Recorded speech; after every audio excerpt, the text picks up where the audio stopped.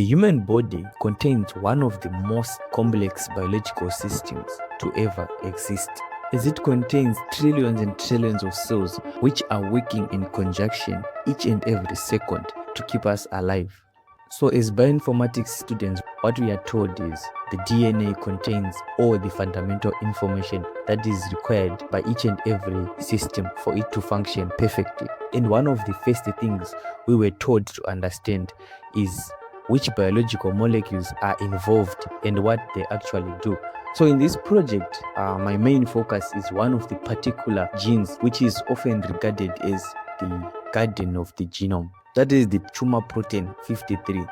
More specifically, the TP53 gene is located on the chromosome number 17, and it contains the instruction for producing the P53 protein that is involved in controlling what happens to a cell when its DNA is damaged.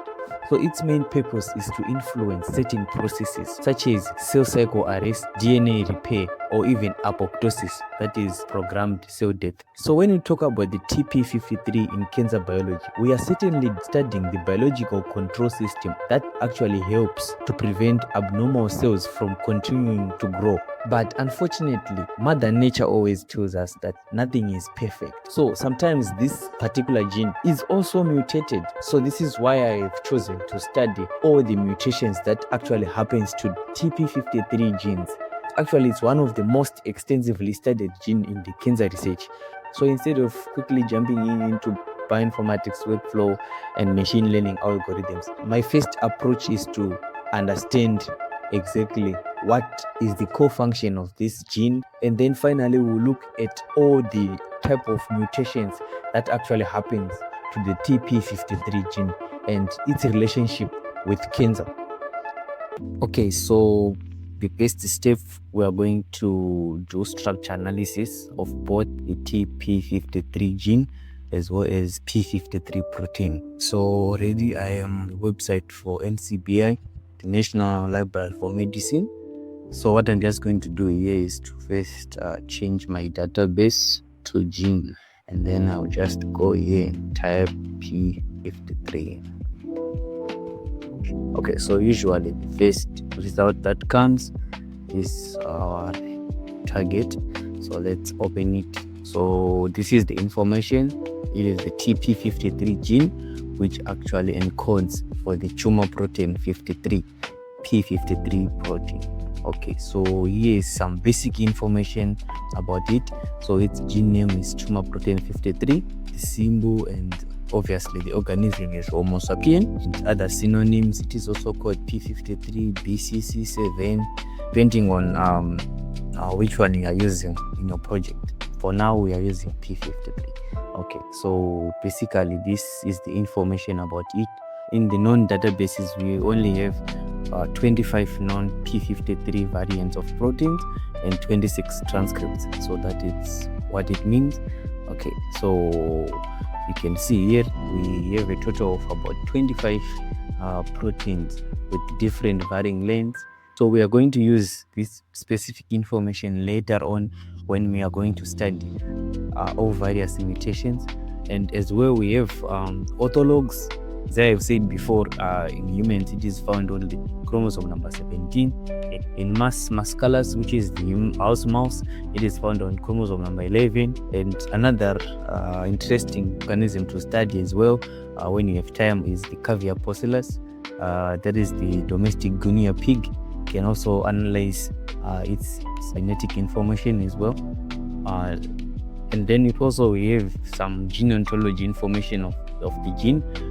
Basically, it is going to tell us all the biological processes that are involved with the TP53. And we all know that the main function of this gene contains information that has to do with DNA damage response. Okay, so since I have explained that there are different variants of the TP53 proteins, we are just going to visualize one of the proteins. So we are going to UniProt. Okay, and find the protein information of the P53 protein that is derived from the TP53 gene. Okay, I've already opened information about the P53 human protein. Okay, so basically we can start from here. So this section tells us about this function is already explained. It is generally involved in DNA damage response. We're going to use this other information pretty later when we are studying other information like gene annotation, diseases and variants, and all that stuff.